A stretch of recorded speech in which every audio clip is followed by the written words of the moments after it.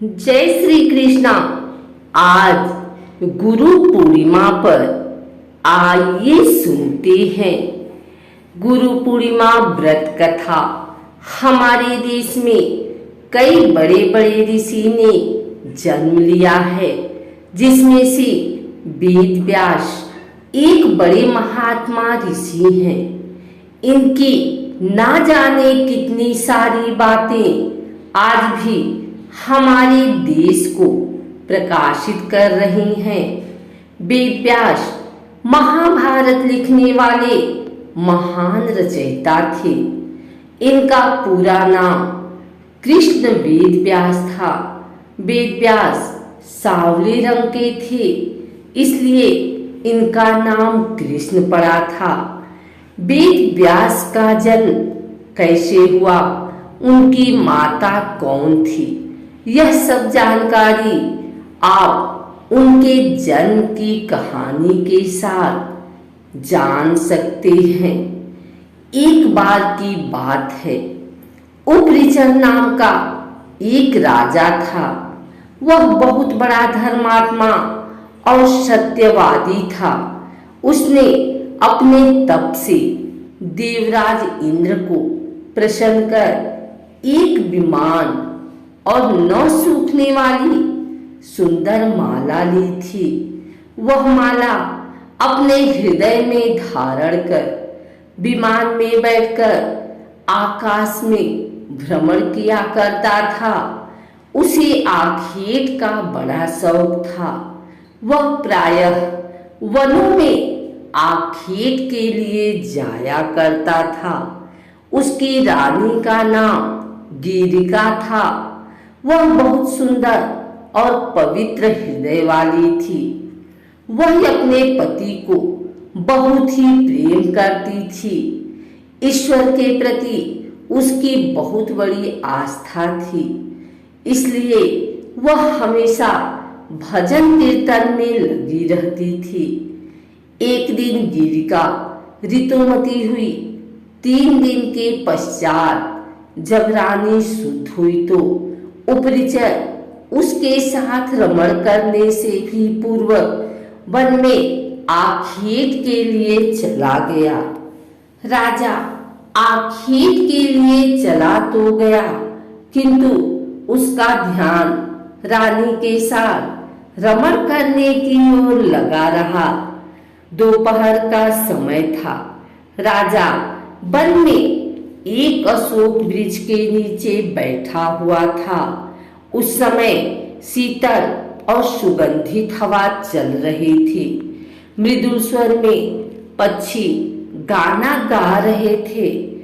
तब राजा का ध्यान रानी की ओर चला गया। वह रानी के साथ रमण के संबंध में मन ही मन सोचने लगा। राजा कामातुर हो उठा और उसका वीर्य स्खलित हो गया।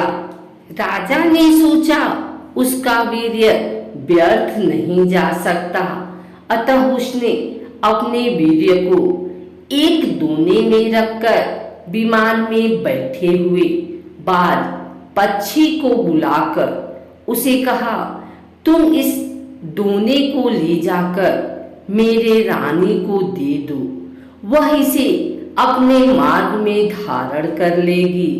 तब दोने को मुंह में दबाकर बाज राजा की भवन की ओर उड़ चला। जैसे ही बाज यमुना नदी के ऊपर से जा रहा था, दूसरे बाज की नजर उस पर पड़ गई। यह देखकर दूसरा बाज सोचने लगा कि बाज अपने मुख में कुछ खाने का सामान ले जा रहा है, क्यों ना मैं उसके मुंह से यह सामान छीन लूं। यह सोचकर बाज पहले बाज के ऊपर झपट्टा मारा, जिससे बाज के मुंह से दोना गिरकर यमुना नदी में बह गया। दोने में रखा वीर्य यमुना नदी में बह गया।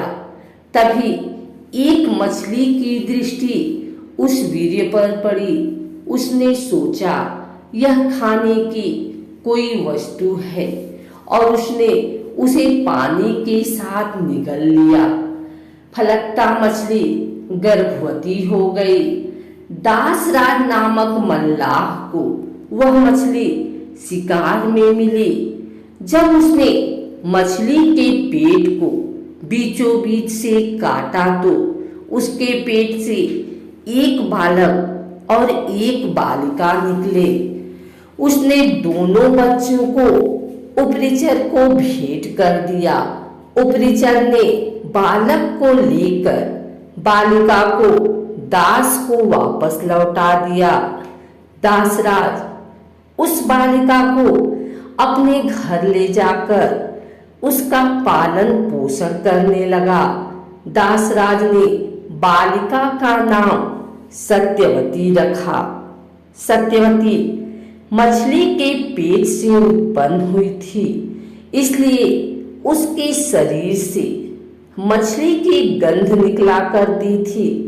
अतः लोग उसे मत्स्यगंधा भी कहते थे।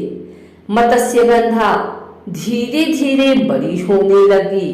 वह बहुत ही खूबसूरत थी। रात्रि को वह अपनी नाव पर बैठकर लोगों को इस पार से उस पार पहुंचाया करती थी। एक दिन दोपहर के समय महर्षि पराशर वहां जा पहुंचे। मत्स्यगंधा को देखकर महर्षि मुग्ध हो गए।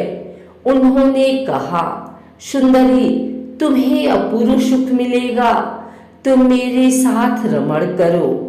तब मत्स्यगंधा ने उत्तर दिया, महर्षि, आप यह कैसी बातें कर रहे हैं? दोपहर का समय है, आसपास लोग बैठे हैं, मैं आपके साथ रमण कैसे कर सकती हूँ? पराशर जी ने योग शक्ति से चारों ओर कुहरा कर दिया। तब पराशर बोले, अब हमें कोई नहीं देख सकता, तुम निश्चिंत होकर मेरे प्रस्ताव को स्वीकार कर लो। मत्स्यगंधा पुनः बोली, महर्षि, मैं कुंवारी हूँ, पिता की आज्ञा के अधीन हूँ। आपके साथ रमण करने से मेरा कौमार्य नष्ट हो जाएगा, मैं समाज में लांछित बन जाऊंगी। पराशर जी ने उत्तर दिया, तुम चिंता मत करो, मुझसे रमण करने के पश्चात तुम्हारा कौमार्य बना रहेगा। गर्भवती होने पर भी गर्भ का चिन्ह प्रकट नहीं होगा। मत्स्यगंधा फिर बोली, मेरे शरीर से मछली की गंध हमेशा निकलती रहती है। आप मुझे वरदान दे कि वह गंध सुगंध के रूप में बदल जाए और 4 कोस तक यह गंध फैलती रहे। पराशर जी ने तथास्तु कह तब मत्स्यगंधा के शरीर से कस्तूरी की गंध निकलने लगी। यह सुगंध चारों कोस को सुगंधित कर रही थी, अतः अब वह योजन गंधा भी कही जाने लगी। पराशर जी ने मत्स्यगंधा के साथ रमण किया था, जिसके फलस्वरूप मत्स्यगंधा गर्भवती हुई। यमुना के द्वीप में एक बालक ने उनके गर्भ से जन्म लिया। वह बालक जन्म लेते ही बड़ा हो गया।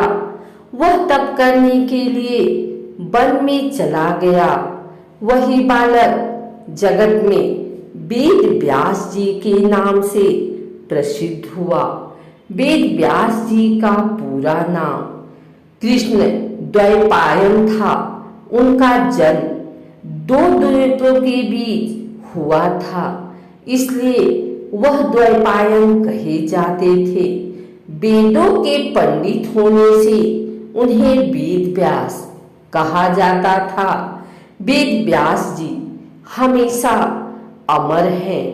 वह आज भी धरती पर मौजूद हैं और किसी किसी को दर्शन देकर कृतार्थ करते हैं।